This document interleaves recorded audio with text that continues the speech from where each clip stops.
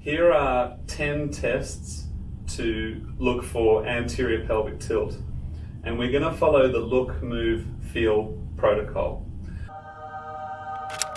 G'day, how you going? So first up is a postural analysis. So I'll start with the patient in front of me. We've got Kate here today. She's a physiotherapist and she might add some stuff to this as we go along, but I might just run my hand down her back just as I know roughly where I'm looking.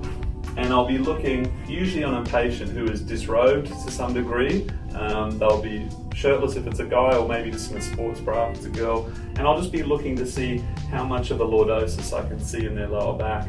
And then I'll move into a side view just to try and get an impression again of how much of a lordosis we can see in through there. Because what we know from anterior pelvic tilt is that it is essentially a forward and downward movement of the pelvis as opposed to a lifting and backward movement.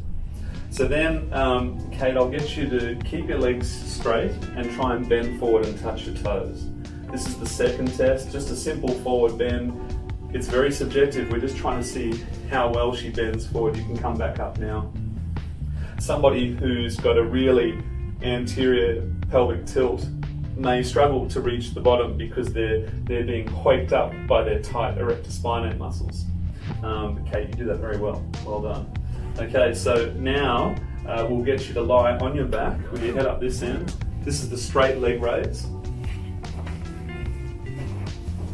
So anterior pelvic tilt is a little bit synonymous with a syndrome called lower cross syndrome. In lower cross syndrome, that's a scenario where you've got weak lower abdominals, weak glutes and hamstrings, and you've got tight hip flexors and tight erector spinae. And when you join the tight muscles up and the weak muscle groups up, you end up with this cross. So in anterior pelvic tilt, we would expect tight hip flexors, tight lower back, weak lower abs, and weak glutes and hammies.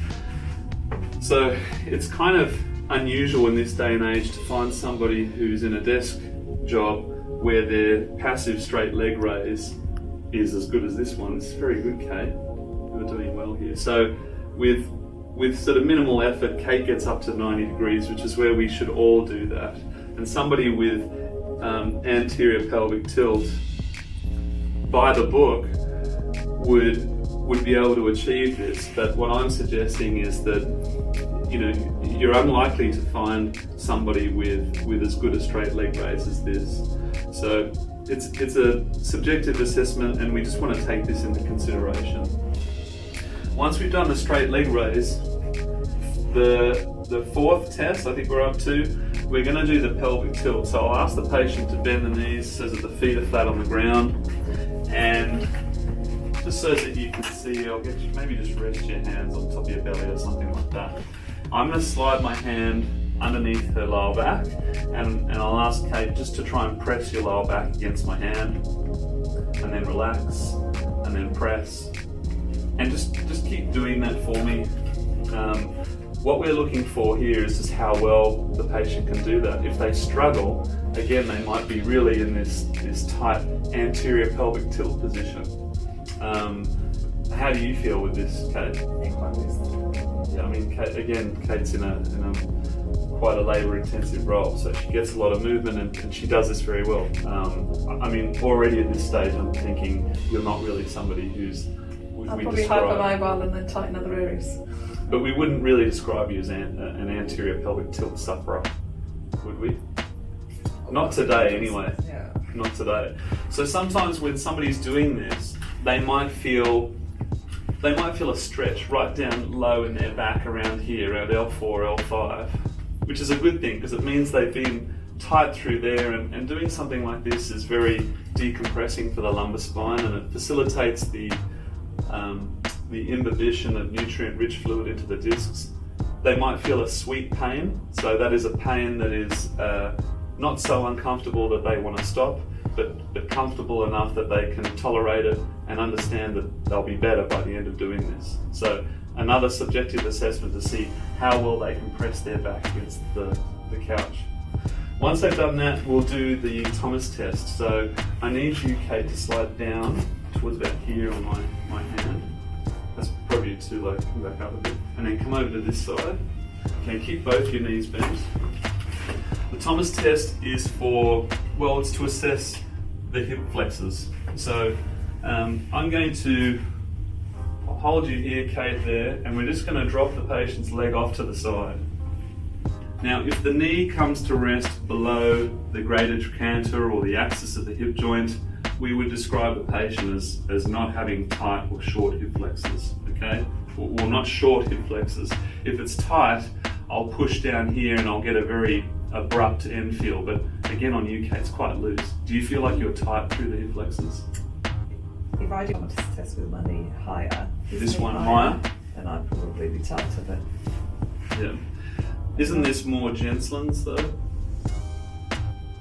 Anyway, this is a physio Thomas.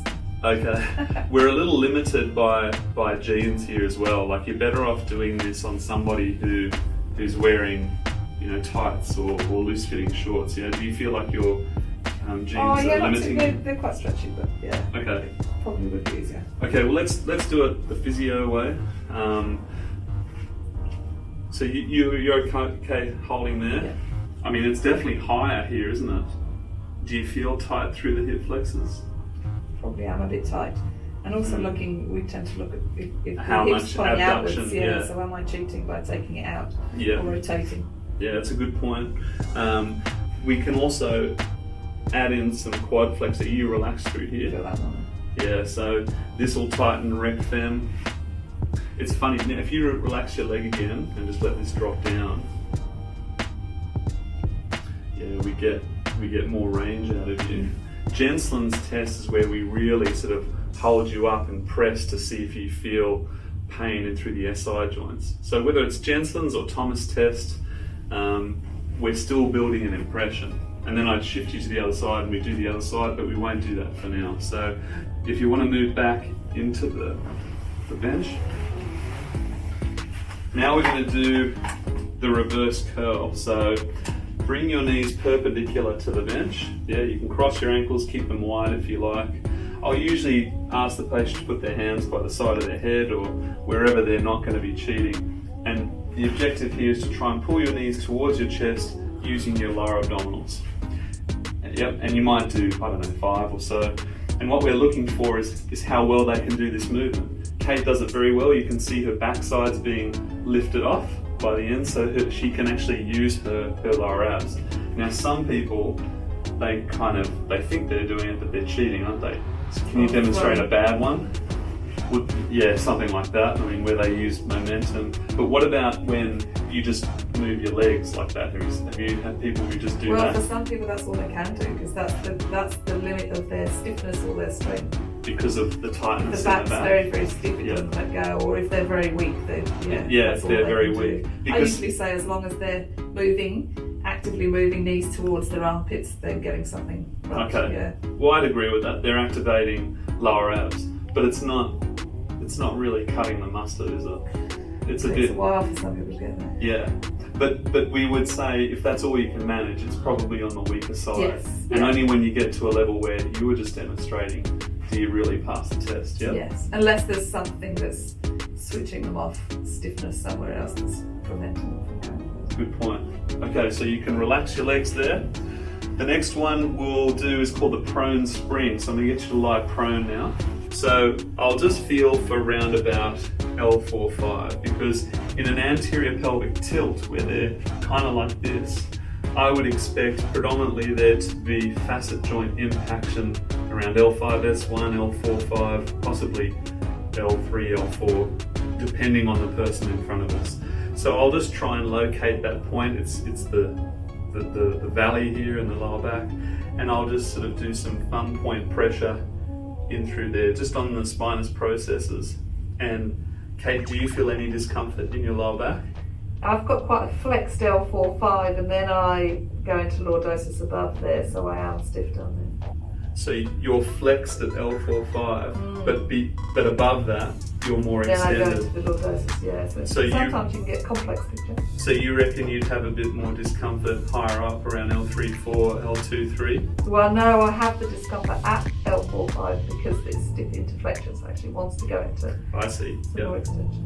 So again, you know, this is very subjective. We're pushing into somebody's lordosis, trying to elicit discomfort. And whether that's from APT or not, that's another question, but we've done, you know, 5 or so tests beforehand. We're building more and more of an impression. So now we do this other test, which I guess I sort of came up with or noticed on myself at one point. With the patient prone, we'll do the double knee flexion test.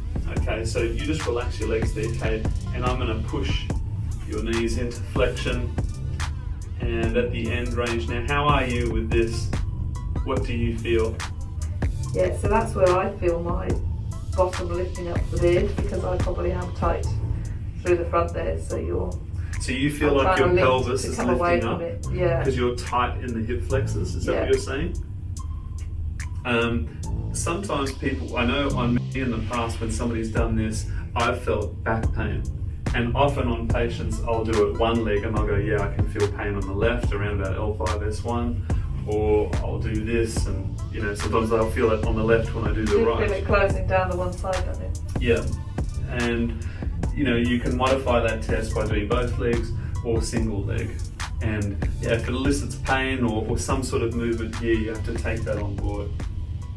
Then we can do palpation. So we've done the look. We've looked at the postural analysis and we've observed Kate bend forward.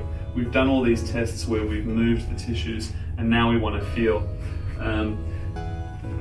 Feeling for the lumbar lordosis. I mean, it probably doesn't happen in those separate stages. It probably all happens and mixes into one. But just run your hand down the patient's back and feel for how much of a dip, you know, and how much it skyrockets up. Some people have a really pronounced lordosis. Their booty sticks out, you know, and it really sinks in.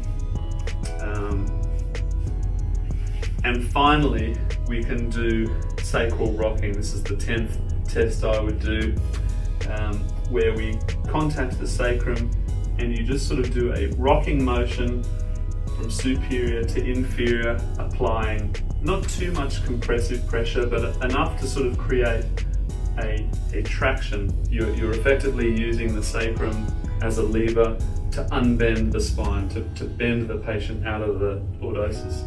Do you have anything to add to that, Kate? That's also quite nice if you come from this end and push down. Yeah, so if Cephalad and I just go like this, yeah, that's another thing. So patients who have this done to them, who have anterior pelvic tilt or lower cross syndrome or facet joint impaction, whatever we want to call it, they're all going to like this. And once you've done those 10 tests, you'll have a good impression as to whether you're dealing with somebody who has anterior pelvic tilt, if that's even a diagnosis and if that's something we're going to talk about.